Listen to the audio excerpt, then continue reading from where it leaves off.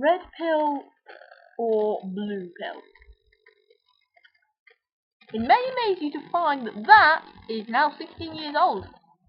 Matrix was released 16 years ago now, like I said, in 1999, and I'm going to review it, because this is the first video I'm doing on this channel, and I thought, why the heck not?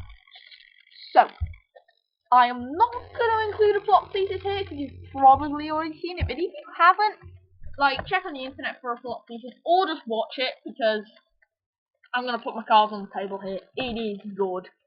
Quite good. No, screw that. Very good, and, I think I shall explain why. So, like I said, Matrix is old, but watching it today, it's surprising how well it does hold up, which I think is really to its advantage. I particularly the effects can't be said to be the best, but it still does look better than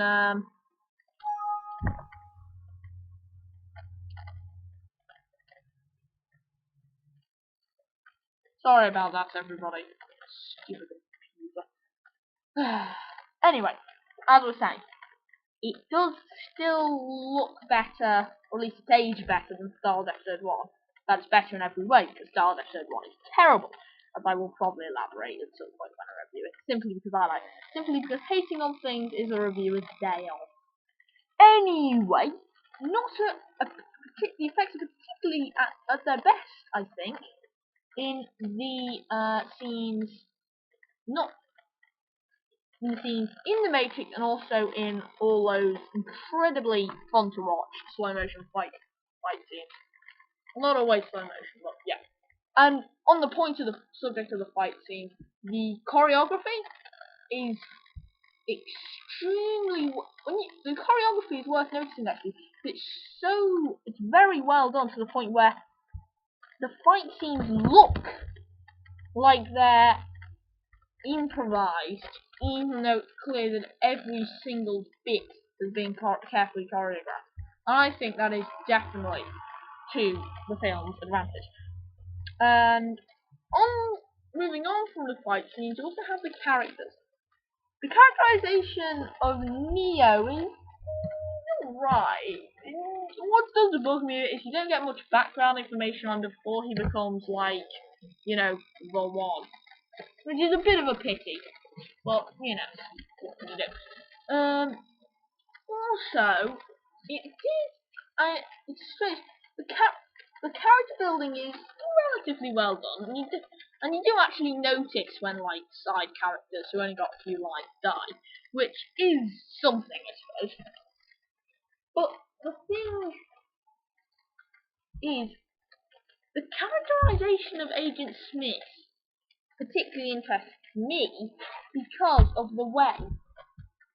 Well, for a machine, he acts surprisingly human, especially when he's talking to Morpheus alone. He is almost human-like. And if machines are supposed to feel emotion, then he certainly feels hatred, which is interesting. Also, he poses. What I do like in this is that the machines are shown to pose a genuinely credible threat.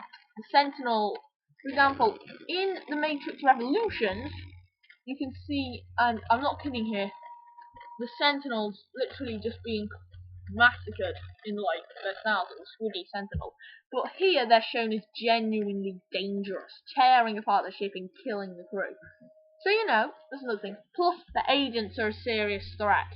It's not like, for example, if you recall the fight scene in The Matrix Reloaded, when Neo fights hundreds upon hundreds of Agent Smith like their cannon fodder. In here, there's only 3 agents, and they are shown to be very, very dangerous, like extremely dangerous. A proper adversary, which I think is good. It works. So, as you can see, and if you haven't probably already guessed, I like this movie. I like it a lot. I'm kind of a sci-fi nerd, so I am a bit of a sci-fi computery nerd. So, this does actually suit my taste quite a lot. The acting's good, the effects, like I say, still hold up. The fight scenes, as I said before, are amazing. The writing's good. The writing's pretty good, yeah. The central concept of the Matrix itself, I think, is probably one of the best parts of the movie. What is real and what is not real is quite interesting.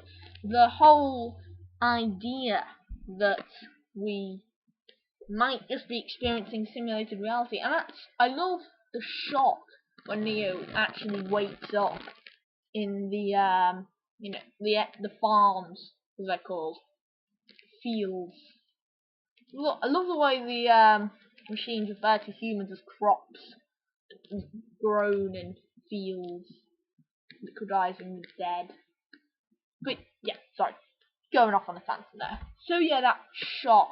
Plus, there is some actual point science that, for example, having come out of suspension, your muscles will have atrophied because they've almost never been used. You know, actually makes sense considering people just being stuck there, just doing nothing. So, I like that. You can see I like that. One thing that does bug me a bit is that it looks like the Wachowski brothers have been watching Terminator 2 before making this, because the whole thing about machines rising up against us has been done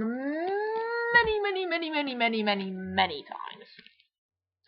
So yeah, that felt a bit cliche, but it's quite well realised here, because instead of just killing us all, or sending robot assassins back in time, the machines do something pretty original, which is harnessing us for power. Also, it does show how, when Morpheus is showing Neo the what the world is actually like now, it's noticeable that we did a lot of that damage. We humans did that, trying to starve the machines of their solar power they require to live. Actually, so in a way, it's a good demonstration of the butterfly effect. It shows because humans scorch the sky, so as to say, denying the machines their solar power, that led to the machines enslaving the humans and creating the Matrix. So yeah, I think that's quite clever actually, the whole cause and effect thing. So, I've said it, I'm going to say it again, this film is good, I very much like it, it's probably one of my favourite films. That is why it gets, from me, a 10 out of 10. So, what did you think of The Matrix? Did you like it? Did you not like it? If so, why or why not? Head down to the comments, tell me what you like, and don't forget, tell me what you think, and don't forget to leave a like, please. And just watch this video again and again, I need the views. I mean, please. Oh, and subscribe. So, yeah, there you go. There you go. I think we're all glad that Neo didn't take the blue pill.